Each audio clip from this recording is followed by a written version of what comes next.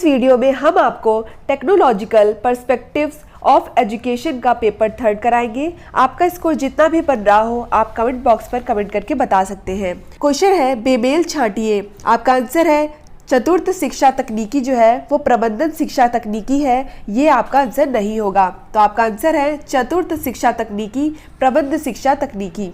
Next question है hardware का मुख्य सिद्धांत होता है। तो हार्डवेयर का मुख्य सिद्धांत पृष्ठ पोषण व पुनर्बलन दोनों होता है। तो आपका आंसर हो जाएगा पृष्ठ पोषण व पुनर्बलन दोनों। नेक्स्ट क्वेश्चन है एजुकेशनल टेक्नोलॉजी शब्द का प्रयोग सबसे पहले किसने किया। एजुकेशनल टेक्नोलॉजी शब्द का प्रयोग सबसे पहले सिडनी प्रेसी ने किया। सबसे पहले सिडनी प्रेसी ने किया। सिडनी प्रेसी, आपका आंसर है सिडनी प्रेसी। नेक्स्ट क्वेश्चन है तकनीकी शब्द ग्रीक भाषा के किस शब्द से बना है। तकनीकी शब्द जो है वो ग्रीक भाषा के टेक्नोकॉस से बना है। आपका आंसर है टेक्नोकॉस। नेक्स्ट क्वेश्चन है शिक्षण तकनीकी की पाठ्य वस्तु को डेविस तथा ग्लेसर ने किन 4 तत्वों में विभाजित किया है।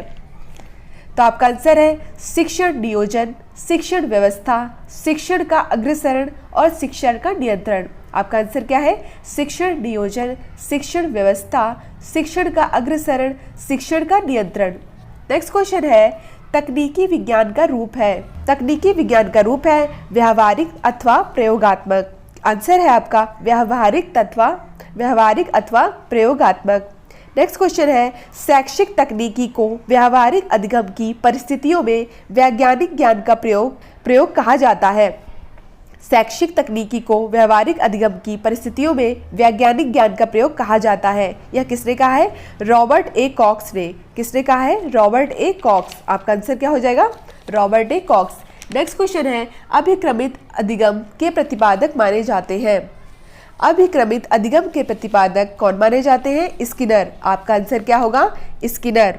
नेक्स्ट क्वेश्चन है एनसीईआरटी के अंतर्गत एक शिक्षा तकनीकी केंद्र की स्थापना की गई है, इसे वर्तमान में क्या कहा जाता है। तो आपका आंसर है भारतीय शैक्षिक प्रौद्योगिकी संस्थान। भारतीय शैक्षिक प्रौद्योगिकी संस्थान, आपका आंसर हो जाएगा भारतीय शैक्षिक प्रौद्योगिकी संस्थान। नेक्स्ट क्वेश्चन है शैक्षिक तकनीकी के पक्ष होते हैं। तो शैक्षिक तकनीकी के पक्ष कितने हैं 3 पक्ष होते हैं। कौन कौन से अदा, प्रक्रिया और प्रदान। अदा, प्रक्रिया और प्रदान। नेक्स्ट क्वेश्चन है सॉफ्टवेयर शैक्षिक तकनीकी को क्या कहा जाता है। तो जो सॉफ्टवेयर शैक्षिक तकनीकी है उसे रचनात्मक शैक्षिक तकनीकी कहते हैं। क्या कहते हैं रचनात्मक शैक्षिक तकनीकी। नेक्स्ट क्वेश्चन है शैक्षिक तकनीकी का कोमल शिल्प उपागम नहीं है। शैक्षिक तकनीकी का कोमल शिल्प उपागम नहीं है। आपका आंसर है कंप्यूटर प्रोग्राम। आंसर हो जाएगा कंप्यूटर प्रोग्राम जो है कोमल शिल्प उपागम नहीं है। नेक्स्ट क्वेश्चन है शैक्षिक तकनीकी का उद्देश्य है। तो शैक्षिक तकनीकी का उद्देश्य है शिक्षण और सीखने के तरीके को विकसित करना। आपका आंसर है शिक्षण और सीखने के तरीके को विकसित करना। नेक्स्ट क्वेश्चन है अभिक्रमित अनुदेशन संबंधित है। तो जो अभिक्रमित अनुदेशन है वह क्रिया प्रसूत अनुकूलन से संबंधित है। आपका आंसर हो जाएगा क्रिया प्रसूत अनुकूलन। नेक्स्ट क्वेश्चन है व्यवहार तकनीकी के जन्मदाता हैं। तो व्यवहार तकनीकी के जन्मदाता हैं स्किनर। आपका आंसर हो जाएगा स्किनर। नेक्स्ट क्वेश्चन है शिक्षण तकनीकी को विकसित करने का श्रेय किसे जाता है।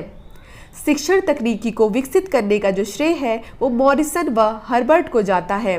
आपका आंसर हो जाएगा मॉरिसन व हर्बर्ट। अनुदेशन का तात्पर्य होता है।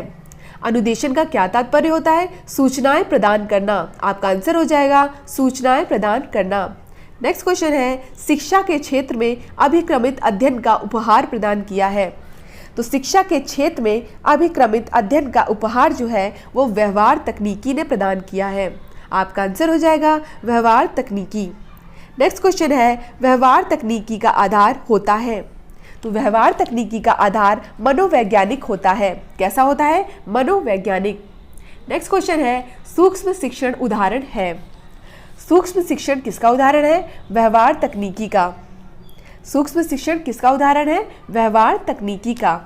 नेक्स्ट क्वेश्चन है शिक्षण के कितने स्तर होते हैं। तो शिक्षण के 3 स्तर होते हैं। कितने स्तर होते हैं 3। आपका आंसर है 3। नेक्स्ट क्वेश्चन है खुला विश्वविद्यालय उदाहरण है।